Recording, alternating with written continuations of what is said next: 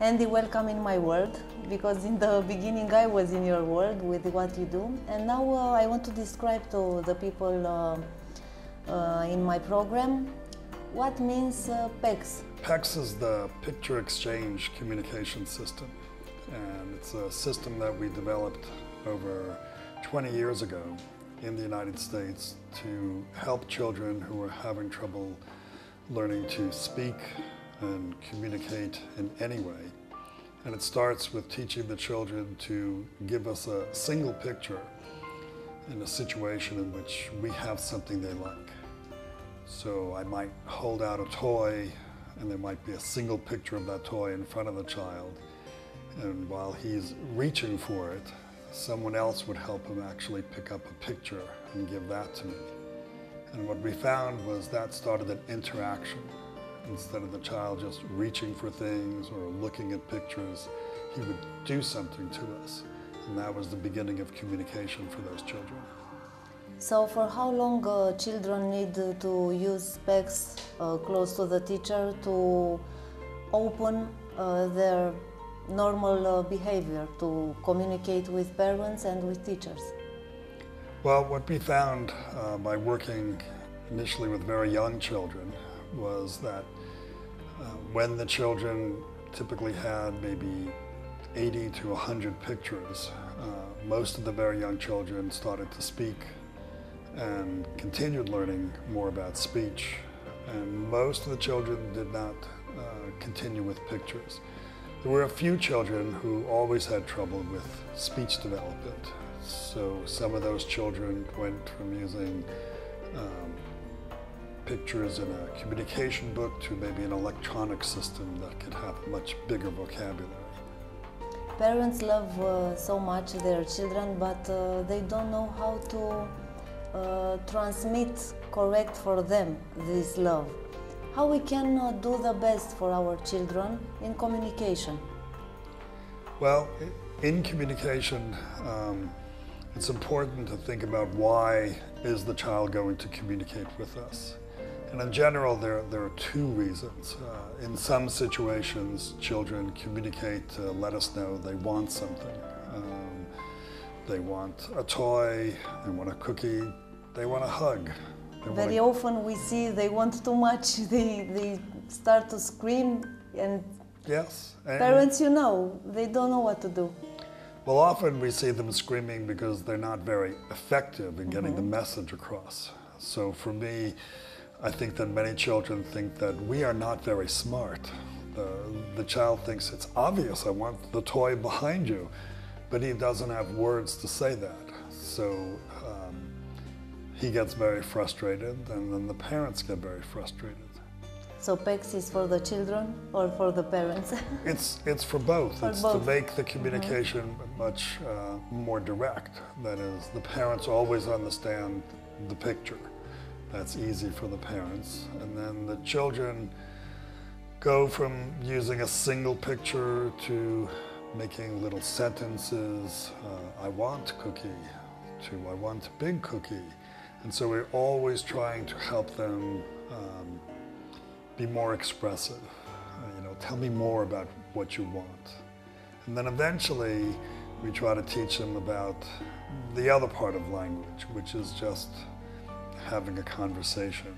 Oh, I see you have a pretty tie. Oh, I like your hair. And that's a very different kind of speech, and some of our children have trouble learning that. But again, PECS can help them learn to do it in a very simple way, and then gradually learn more and more advanced skills. Did you ever meet a child who couldn't open his mind and to communicate, a very, very close child? It's usually more of an issue of me trying to figure out what does this child like. Sometimes it's hard on me. Am I paying enough attention to what he's reaching for, what he's looking at, what he's trying to get away from? So what we have found is we need to be good detectives. I need to study the child and figure out what is he really trying to do. And then I build that into the communication. If I try the other way, If I try, I have milk, you ask me for milk. Many of the children will just look and just say, I don't want milk, and it's a bad lesson. So for the next step, you are here in Bucharest for a very interesting seminar, very good also for parents, for children, for people who wants to help. Speaking by emotion. How we can speak by emotion with children? Well, part of the seminar is to try to understand what does it mean when we express our emotions. And we try to describe that first children learn to talk about things outside of themselves. That's a chair, that's the floor, there's a camera. Then children learn to start doing things like, my knee hurts, I have a headache, I'm hungry. And what's important to understand is that they learn these simple lessons by us noticing what they're feeling. And then we tell them. So my grandson falls and I pick him up and I say, oh, you hurt your knee. And he goes, yes, Grandpa, hurt knee. And it's very simple, but he's now describing something going on inside. And it starts by me telling him what he's feeling before he can kind of tell me the same thing. When you're studying language and behavior, how you do this? Well, when we look at behavior, including things that children say or using other kinds of communication, we try to understand under what situations will a child use a word or use a picture. We might find the child uses a word only when he wants something, whereas another child could also use a word to just comment and have a conversation. We find that some children only speak when we go first. So I have to say cookie, and the child says cookie. Whereas another child, I might be able to just go, what do you want? And he says cookie. And then a third child, he could just walk in and say cookie without any help from us. So even though the children were saying the same word, the situations were different. And that's what we have to study about children. Under what conditions will he say a word or use a picture? Will he understand me? It's a similar issue. If I say, get your ball, if he understands me, he gets the ball and he plays with it. If I say, bring me a spoon, well, then I end up with the spoon and he ends up with, thank you. And for some children, that's not very motivating. So our analysis tries to take a look at what's the behavior we're interested in, what happens before, and what happens after. And in English, we use this phrase for the ABCs, the antecedents, the behavior, and the consequence. And that's a unit. And that's what's hard for people sometimes to always remember. It's that unit that we study. I also heard you speaking about man and text. If you can continue, because it was the next page in your speech. Sure. An American psychologist, B.F. Skinner, many years ago wrote a book in which he provides a specific analysis of language. And when he described these ABC units, he would come up with specific terms. So a man, he created the word from the words command or demand. And it's like a request or telling somebody to do something. And the important thing is it leads to a very type of specific outcome. A man for a cookie gets me a cookie. The other kind of word he described, he called it a tact, from the English word contact, making contact with things. He realized that sometimes I might just look at a cookie and go, oh, look, there's a cookie. And My friend says, yes, there's a cookie. And we don't eat the cookie, so we're just talking about the cookie. And Skinner essentially described that these were two different types of language units. And the reason this distinction is important is that young children, for example, with autism, may learn the man, the request, pretty easily, but the tact, the comment, that may be a little bit harder for them to learn. About verbal communication, because what I heard today seems to me like non-verbal communication, but you describe like it's verbal. What is the difference? Because it's very subtle, this difference. Yes, the name of the book that Skinner wrote is Verbal Behavior. You know, when he wrote the book back in 1957, very few people used the word verbal. We would talk about speech or talking or communication. So he was actually trying to use a word that was a little novel, a little unique. Now we use the word verbal all over the place. So now we think verbal as meaning speech.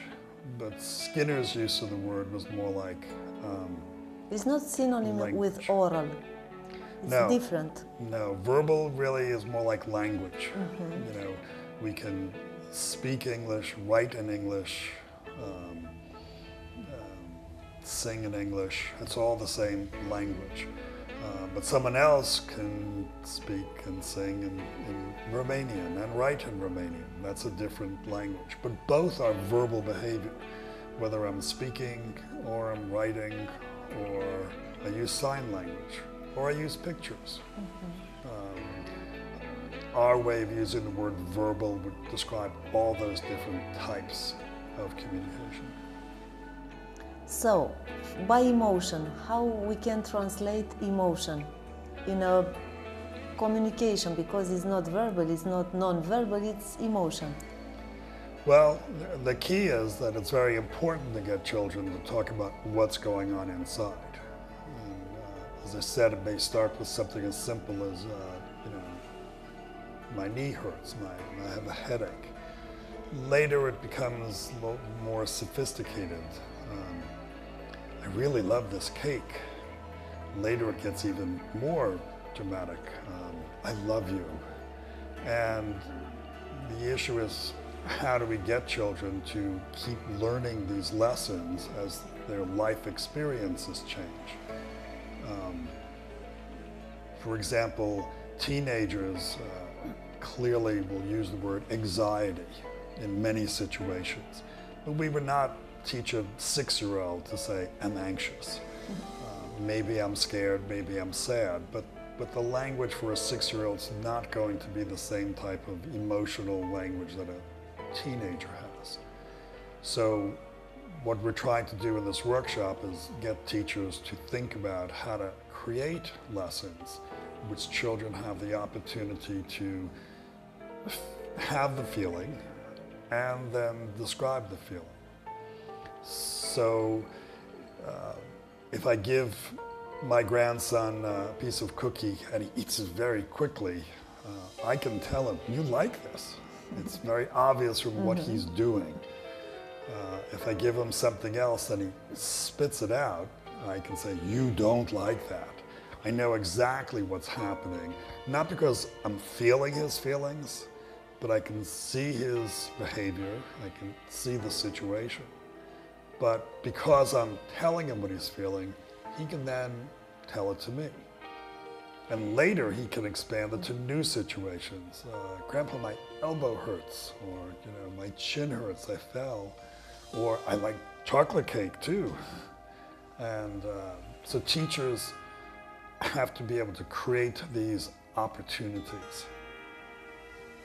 Back to the parents, because they are always make mistakes, even if they want to be good all the time. By repeating what we obtain, repeating to the children, I don't know, make your lesson, make your lesson, make your lesson. It's okay to make this with our children if we want to, because it's not a play. It's like you order them to do what you want, what they need. Well, parents definitely can be teachers, but usually parents take advantage of a situation. We're playing with something, we're playing with crayons. So, okay, let's talk about colors today. Usually parents don't wake up in the morning and say, today he's going to learn green.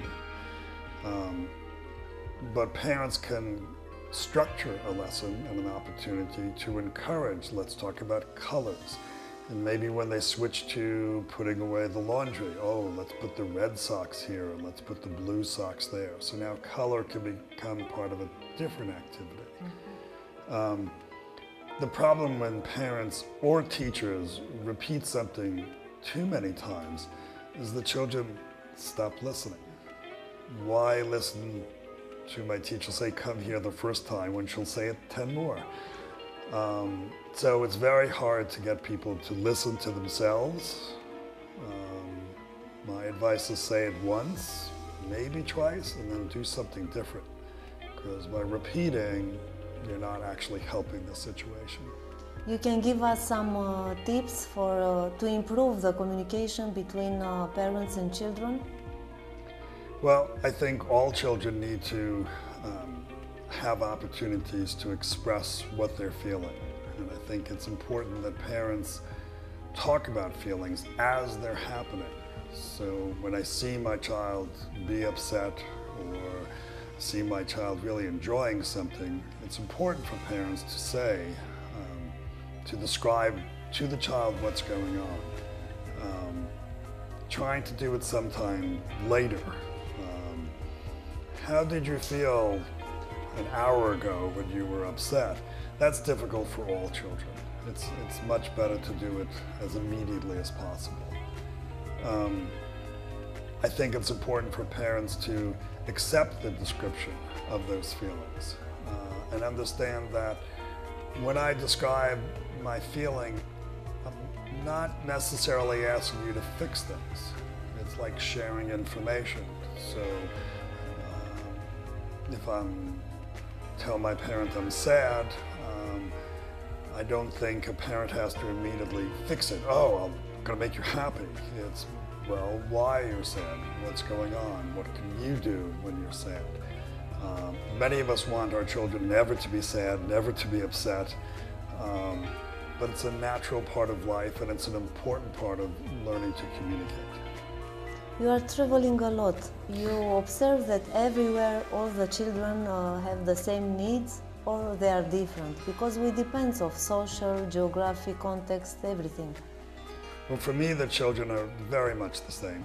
You know, they play with the same things, they enjoy the same things are scary. And so I really don't see a big difference in children literally around the world. There are cultural variations, but all parents want to protect their children. All parents want things to be better. So parents need to learn very similar things. In one culture, you know, one view might be, oh, these parents are too strict and too demanding. But in general, no one is strict all the time. When I watch parents, you know, they laugh, they joke, they tease their children, they try to play with them. And the main difference from when children have a disability is the parents can still enjoy all those positive things. You know, it is important to laugh and dance and pick up your child. But then there'll be the responsibility of teaching. That is, I can't just take care of a child. I have to help them grow and learn new skills. You are a specialist in languages, in communication. How you can describe the word love in this equation? Because I think when we are communicating with and by love, everything changes. Well, I think, you know, using the word love, it's a different word at different parts of times in our life. I mean, my grandson who's 5 years old, when I kiss him goodnight, I say, you know, I love you. He says, I love you. that's a very different type of word, if you will, than when a teenager, especially if a teenager first falls in love, you know. Then I love everybody, I love you, I love you, I love everybody. And then as we become adults, we start to think differently about the word. Oh, it's a much deeper sense of things. It involves trust and anticipation that you will help me. And it's, we use the word at all three ages, but they're really different words describing different situations. When I saw in the Centre d'Honorion today those very ill children and the people who take care of them, I saw that the language is love, because they are very close, but when you are coming with love close to them, you feel that something is open, something is more clear. And this is, I think, the most easy way to be close to them and to help them. Well, I think there, if you will, the expression of love is not just physically feeding somebody and make sure they have clothes and are warm. I mean, that's important, but usually when we see people hugging and touching and picking up and carrying and laughing and doing things together, that's when we said there's a loving relationship. When we go to a restaurant and somebody serves us food, it might be very good food, but rarely do I think the waitress loves me. But my mother can serve a meal, and the way she serves it, the way she interacts with me, the way she talks about the food, that's the part, that's her love for me. Doesn't matter if the food's not as good as the restaurant. It's a different aspect of the interaction. And at the school and where they're taking care of children at home setting, and for the adults, it's the style of interaction that we say, oh, that's a very loving environment.